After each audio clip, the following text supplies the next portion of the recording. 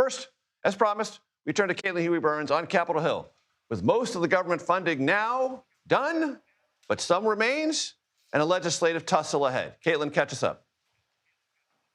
Hey, Major. Well, that was the easy part, getting everyone on board to pass this government funding bill. The president signed it into law. The government is now reopened. But here comes the hard part, Major, because remember, as part of this deal that the president struck, by the way, with Democrats, was to remove funding from DHS, long-term funding, just pass a 2-week extension of funding to buy time to negotiate over potential policy changes to immigration enforcement. That's going to be a really long road ahead, Major, and they have only got about 10 working days to do it.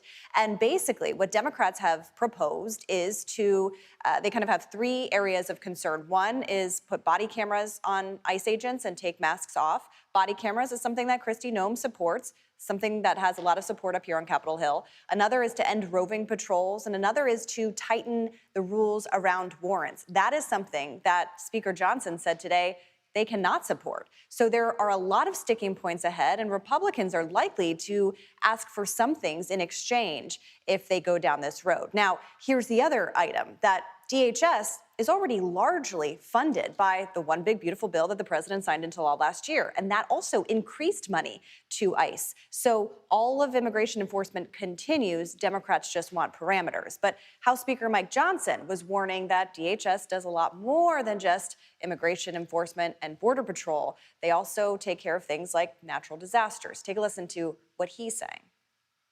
And you might say, well, now that 96% of the government is funded, it's just 4% what's out there, but it's a very important 4%. Because remember what the Homeland Security bill covers. It's not just Immigration Customs Enforcement. It's not just Customs and Border Patrol.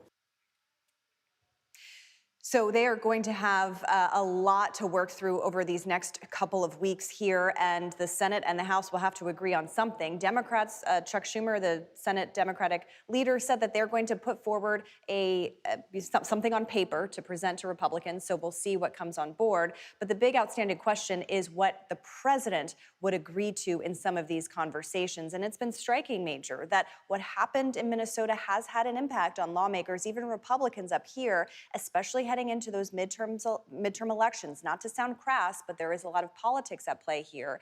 And some Republicans have acknowledged that President Trump won on immigration. It was a winning issue for them, but they feel like they are losing it in terms of public opinion. So we'll see what they agree to and what the president finds his way supporting. What the president will agree to and what can get 60 votes in the Senate. Key questions ahead. Caitlin Huey-Burns, always a pleasure.